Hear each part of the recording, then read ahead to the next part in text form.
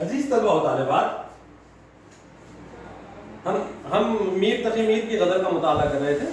دیکھیے ہم جس شعر پر تھے، چشم دل کھول اس بھی عالم پر، یہاں کی اوقات خواب کی سی ہیں. شاعر کہہ رہا ہے اے انسان، تیری زندگی کچھ اس طریقے سے ختم ہو جائے گی اور تو جب اپنی دل کی آنکھوں سے دیکھے گا تو معلوم ہوگا دنیا بس ایک خواب تھی. میں جیا کتنا جتنا خواب ہوتا ہے، خواب میں جو کچھ نظر آتی ہیں چیزیں وہ صرف جب آنکھ کھلتی ہیں تو اوجھل ہو جاتی ہیں. تو شاعر کہہ رہے ہیں کہ دنیا کی حقیقت اتنی ہے، تم اس ظلم میں مت پڑو، تم اس دھوکے میں مت آ جاؤ کہ ہم کو ایک لمبی زندگی ملی ہے، ہم 60 سال بچپن سے جوانی سے بڑھاپے کی زندگی دیکھیں گے. بلکہ زندگی پتہ نہیں ہے آنکھ کب کھل جائے تو بچپن کا بچپن دھرا رہ جائے گا، جوانی کی جوانی دھری رہ جائے گی، بڑھاپے کا بڑھاپا. ہندی کی ایک نظم ہے جس کو فلمایا بھی گیا ہے کہ ہندی کی ایک نظم ہے جس میں کہ جوانی نیند بھر لڑکپن کھیل میں کھویا، جوانی نیند بھر سویا، بڑھاپا دیکھ کر رویا. یہ قصہ پرانا ہے، صنم نے جھوٹ مت بولو، خدا کے پاس جانا ہے. کہ آدمی کیسے غفلت کے اندر زندگی جیتا ہے. وہ بچپن میں ہوتا ہے تو اس کو لگتا ہے کہ بس بچپن ہی میرا زندگی ہے، بس لڑکپن میں پورا کھیل کود میں انسان زندگی گزار دیتا ہے. جوانی نیند بھر سویا، اور جوانی کو اپنی نیند میں، اپنی عیش میں، اپنی عشرت میں، اپنے زوام میں نکل جاتا ہے. اور جب بڑھاپا آتا ہے تو اپنے بچپن اور جوانی کو یاد کر کے روتا ہے. سجن رے جھوٹ مت بولو، خدا کے پاس جانا ہے. کہ زندگی کی حقیقتوں کو سمجھو کیونکہ تم کو خدا کے حضور جانا ہے. شاعر کہہ رہا ہے چشم دل کھول اس بھی عالم پر، یہاں کی اوقات خواب کی سی ہیں. اے انسانوں، اپنی دل کی آنکھ سے دیکھو. جب دل کی آنکھ کھول کر اس عالم کو دیکھو گے، اس دنیا کو دیکھو گے تو یہ دنیا کی حقیقت تمہارے سامنے آئے گی. یہ دنیا کی حیثیت اور اوقات تم کو سمجھ میں آئے گی کہ دنیا کی حیثیت اور اوقات صرف ایک خواب کی طرح ہے. کہ آدمی خواب میں کوئی چیز کو دیکھتا ہے اور آنکھ کھلنے کے بعد وہ چیز اوجھل ہو جاتی ہے. تو جتنا خواب کی حقیقت ہے دنیا کی بھی اتنی ہی حقیقت ہے. بلکہ آدمی کو یہ دنیا خواب کی طرح دی گئی، اس کی آنکھ اس کی موت پر کھلے گی جو ہمیشہ کی زندگی ہے. چشم دل کھول اس بھی عالم پر، اس بھی عالم پر، یہاں کی اوقات ایک خواب کی سی ہے. کہ یہ عالم کو جو تو اپنی سب کچھ سمجھ رہا ہے، اس کی اوقات صرف خواب کی طرح ہے. اصل زندگی اور حقیقی زندگی کوئی اور ہے جہاں کا تجھے سوچنا اور خیال کرنا چاہیے، دل کی آنکھوں سے سمجھنا چاہیے. شاعر کہہ رہا ہے بار بار اس کے در پہ جاتا ہوں، حالت اب اضطراب کی سی ہے. بار بار اس کے در پہ جاتا ہوں، حالت اب اضطراب کی سی ہے. بار بار اس کے در پہ جاتا ہوں، حالت اب اضطراب اضطراب کہتے ہیں بے چینی کو. شاعر نے یہاں پر دو معنوں میں شعر، عشق حقیقی اور عشق مجازی کے بھی معنوں میں آئے گا. اگر ایک سطحی طور پر اس شعر کا مفہوم لینا جائے تو شاعر کے ہے کہ میں اپنے محبوب کے دروازے پہ بار بار اس کے در پہ جاتا ہوں، بار بار اپنے محبوب کے دروازے پہ جاتا ہوں، بار بار اپنے محبوب سے التجا کرتا ہوں. اب وہ کہہ رہے ہیں کہ حالت اب اضطراب کی سی ہے، حالت میں بے چینی ہے.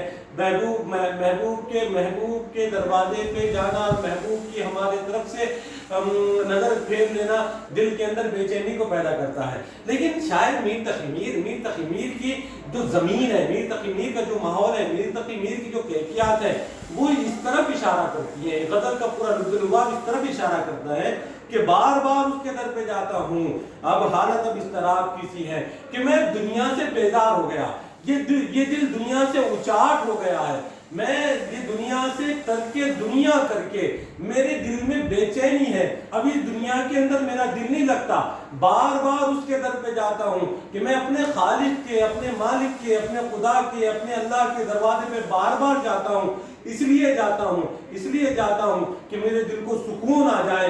میں یہ دنیا سے میری جو طبیعت اچاٹ ہو گئی ہے، میں اپنے خالق کے دروازے پہ جا کر دل کو سکون حاصل کر لوں. کہ دنیا میں اگر جتنی بھی صعوبتیں پریشانیاں ہیں، اس دنیا سے جتنی بیداری اور اچاٹ ہونا ہے، اس دنیا سے جتنی تشنگی بڑھتی ہیں، اگر وہ کہیں پر پوری ہو سکتی ہے تو وہ بندے کا خالق کے دروازے پہ جا، بار بار اس کے در پہ جا، بار بار اللہ کے در، بار بار خالق کے، اللہ کے مالک کے در پہ جاتا ہوں، بار بار اس کے در پہ جاتا ہوں.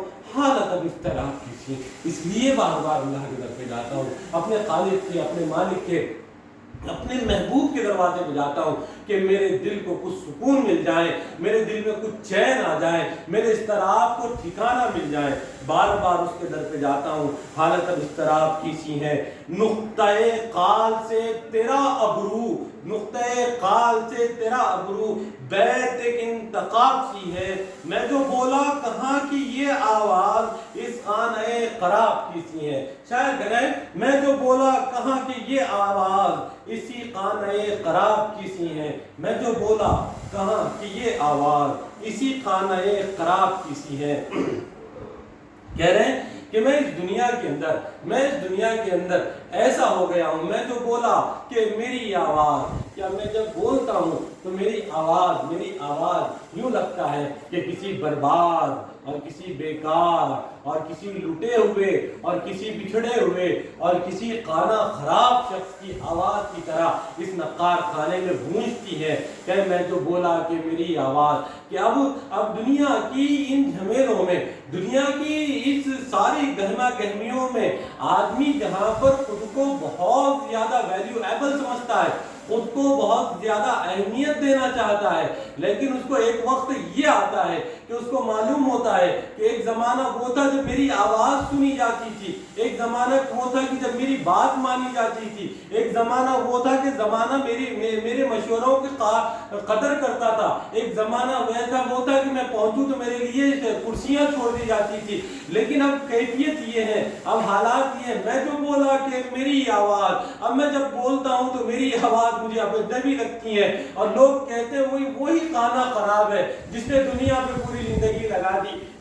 میں جو بولا کہ میری آواز اسی خانہ خراب کی سی ہے کہ مانو ایسی ہو گئی کہ اب اس آواز کی کوئی اہمیت نہیں، اس شخص میری اب کوئی اہمیت باقی نہیں رہی، کہ میں جو بولا کہ اب میری آواز اسی خانہ خراب کی سی ہے۔ شاعر نے شعر کے اندر انسان کی حقیقت کو بیان کیا، جہاں پر انسان یہ سمجھتا ہے کہ اس کی زندگی بہت اہم ہے، یہ بہت اہم ہے، لیکن ایک وقت گزرنے کے بعد اس کی اہمیت خود اس کی نظروں سے ختم ہو جاتی ہے، دنیا والے اس کی اہمیت کو ختم کر دیتے ہیں، بلکہ ایک خانہ خراب یعنی برباد شخص کی طرح اپنی زندگی گزارتا ہے۔ میں جو بولا کہ میری آواز، میں بولوں تو میری آواز پہ اب کوئی کان دھرنے والا نہیں ہوتا، میں جو بولوں کہ میری آواز اسی خانہ خراب کی سی، آتش غم میں دل بھنا شاید دیر سے بو کباب سی ہے، آتش غم میں دل بھنا شاید دیر سے بو کباب کی سی ہے۔ شاعر نے بہت ہی اچھے سے اپنی دل کی کیفیت کو، اپنے احساسات کو اس شعر کے اندر میں،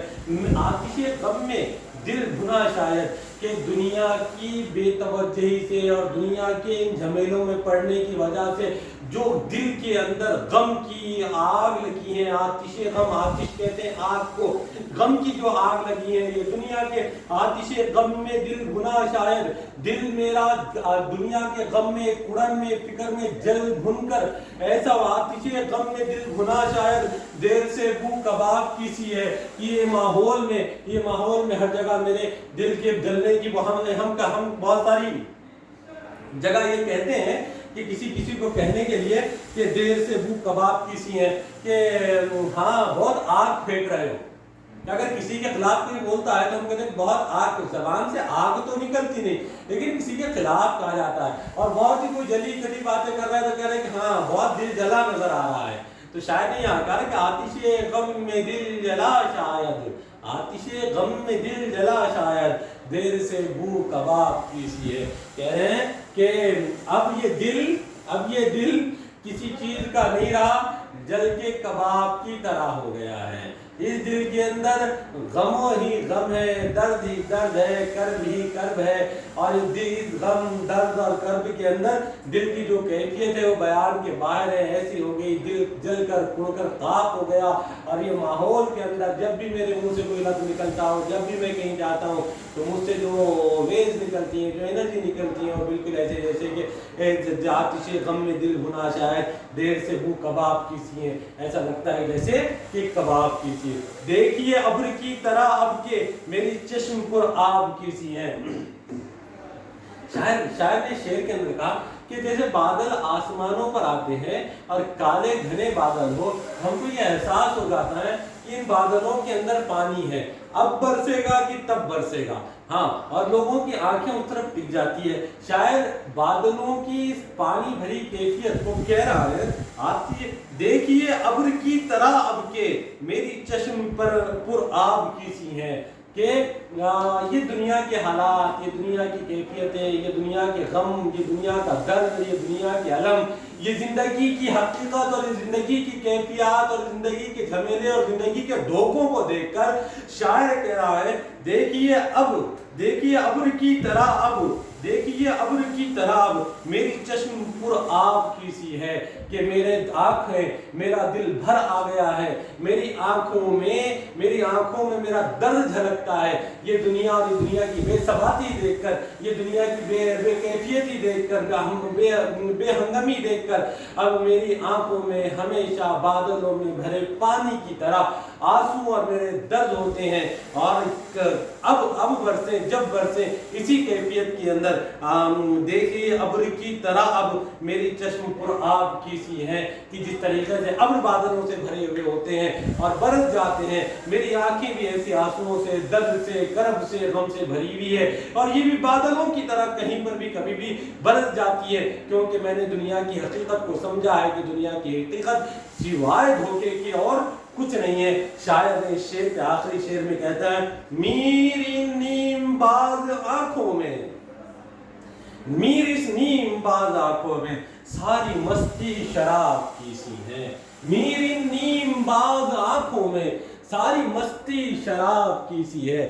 میر کا یہ دوسرا شعر جو خالص غزل کا شعر ہے، شاعر کہتے ہیں میر ان نیم باز آنکھوں میں. نیم باز کہتے ہیں آدھا کھینچا ہوا تیر، آدھا کھینچا ہوا تیر. میر ان نیم باز آنکھوں میں. ہم نے ابھی زمانے کے اندر ہر حال میں ایک شعر ہے چلاؤ نہ آنکھوں سے باندھ رہے، یعنی آنکھوں سے بھی تیر چلتے ہیں.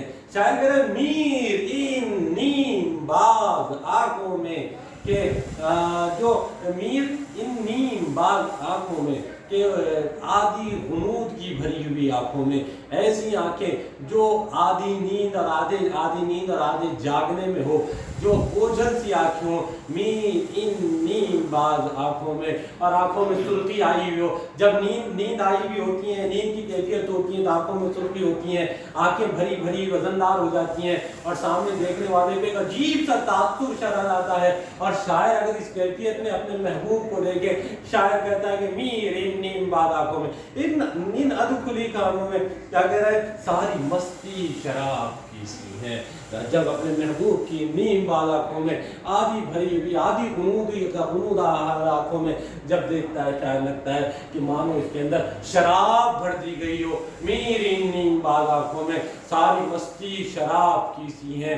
کہ جتنی کچھ کیفیات ہیں، جتنی کچھ مستی ہیں، یوں محسوس ہوتی ہیں کہ جیسے شراب ڈیل دی گئی ہو. یعنی شاعر نے اس غزل کے اندر دنیا کی بے ثباتی، حشر حقیقی، عشق مجازی کے دونوں کو پرتوں کو پڑھتا ہے. ایک بار غزل آپ کے سامنے رکھوں، اور آج یہ ہماری غزل مکمل ہوئی. ہستی اپنی عباب کی سی ہے، یہ نمائش سراب کی سی ہے. شاعر کہہ رہے ہیں کہ اپنا وجود بالکل پانی کے بلبلے کی طرح ہے، اور یہ دنیا ایک دھوکہ ہے. نازکی ان کے لب کی کیا کہیے، پنکھڑی گلاب کی سی ہے. شاعر اپنے محبوب کی تعریف اور حسن کی تعریف کرتا ہے. میرے محبوب کے ہونٹ ایسے ہیں جیسے کہ گلاب کی پنکھڑی ہو. چشم دل کھول اس بھی عالم پر، یاد یہاں کی اوقات خواب کی سی ہے. کہ اپنی دل کی آنکھوں سے دیکھو تو دنیا تم کو خواب نظر آئے گی. اس کی حیثیت خواب سے زیادہ اور کچھ نہیں ہے. بار بار اس کے در پہ جاتا ہوں، حالت اب اضطراب سے ہے. اللہ میں تیرے در پر بار بار آتا ہوں کیونکہ میں دل سے دنیا سے بیدار ہو گیا. اب دل بے چینی سے معمور ہے. نقطۂ قال سے تیرا ابرو بیت کی انتخاب کی سی ہے. میں جب بولا کہاں کی یہ آواز، اس خانہ خراب میں جب بولتا ہوں تو لوگ کہتے ہیں یہ کس خانہ خراب کی آواز ہے. اب کون سنے گا میری آواز کو. آتش غم میں دل بھنا شاید، دیر سے بو کباب کی سی ہے. یہ دل اب دنیا کی کیفیات سے جل چکا ہے. اب یہاں پر جب بھی بولتا ہوں تو بس ایک بو کباب سی جلی کٹی سمجھ میں آتی ہے. دیکھیے ابر کی طرح آپ کے میرے چشم پر آپ کی سی ہیں، اور میری کیفیت یہ بن گئی کہ ہمیشہ آنکھوں سے آنسو جھلکتے ہوئے جیسے کہ بادل کے اندر پانی جھلکتے ہوئے نظر آتے ہیں. میری نیم باز آنکھوں میں ساری مستی شراب کی سی ہے، میرے محبوب کی آنکھیں نیم باغ آنکھیں، نیم قرون آنکھیں ایسی لگتی ہیں جب اس کی طرف دیکھتا ہوں کہ اس کے اندر ساری مستی شراب کی سی ہے اور میں اس کے اندر ڈوب جاتا ہوں، نشے میں آ جاتا ہوں۔ شاعر میر تقی میر نے جو کہ خدائے سکون ہے، میر تقی میر نے اپنے غزل کے اندر بہت ہی خوبصورتی کے ساتھ اور بہت ہی سادہ و سلیس لب و لہجے کے اندر دنیا کی بے ثباتی کا ذکر کیا، اپنے محبوب کے حسن کی تعریف کی، اور یہ غزل الحمدللہ آج مکمل ہوئی۔